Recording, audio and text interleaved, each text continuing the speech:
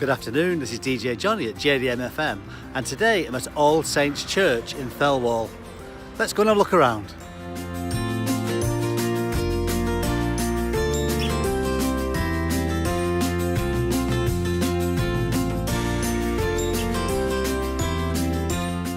So All Saints Church was built in 1843, but before that there was a chapel here, and the chapel stood here, and we think that was built in the early 1600s. We don't really know when. An ancient chapel, and it was a manorial chapel, in other words, one for the lords of the manor.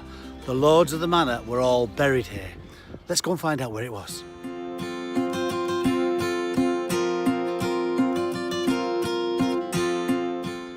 So in the 1660s, there was a chapel here which stood literally between that gravestone there and inside the church at the end here. And the chapel was an absolutely ancient chapel, like a little cottage really, stone-built cottage, of really quite quaint. But it went into disrepair. It was damaged in the Civil War, as lots of these churches were, and eventually it got so much so that it was no good anymore, and they had to build a new church. When the chapel was here, this is the place where all the lords of the manor and the families were buried.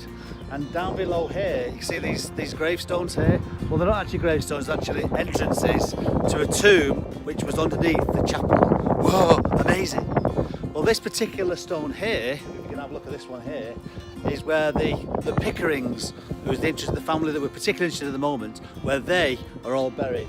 In fact, there's something like 6 generations of Pickerings all in that tomb underneath.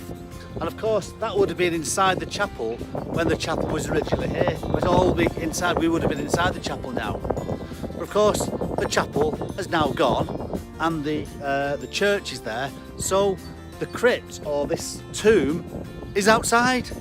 Amazing!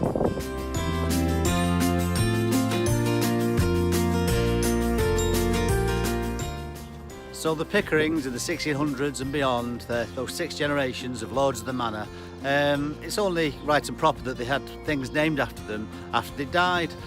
So as we know now, there's the Pickering Arms, the pub, which we've seen on a few occasions on my videos. There's also the Pickerings Bridge, which goes over the Bridgewater Canal. There's Pickering Crescent, I think there is, Pickering Crescent. So there's lots of places. But it's not just the Pickerings, it's others as well. Other lords of the manor have got names, named streets after them and other things, which is really nice. Nice to remember the history of Thelwall.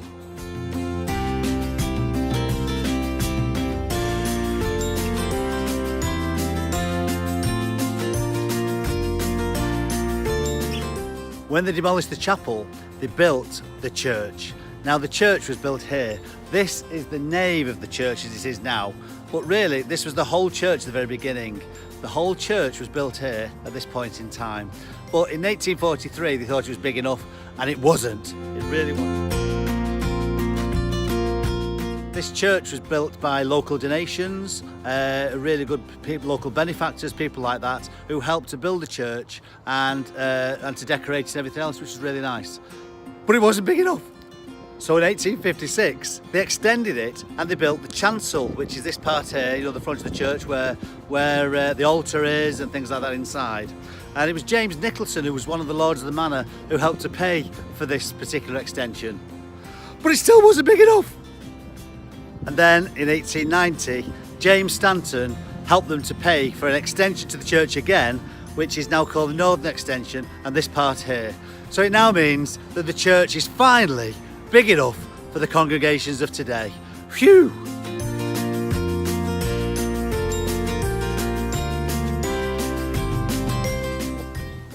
So we know that there's a tomb underneath the church at this part here, and there's something quite interesting about the church, because if you look on the wall here, can you see the wall here? Can you see along there, there's a crack coming through. Even the brickwork is cracked here, coming through all the way down. Why is the crack there? Well, it could be that it's the tomb underneath which is collapsing. Oh no, dearie me, I'm thinking out, I wonder what's happening there. So it looks like we'll have to do some repairs at some point. This tomb has not been opened for over 100 years. Maybe they have to open it at some point soon to find out what's going on. Won't it be fascinating to go down and see who's in there? Jeepers creepers!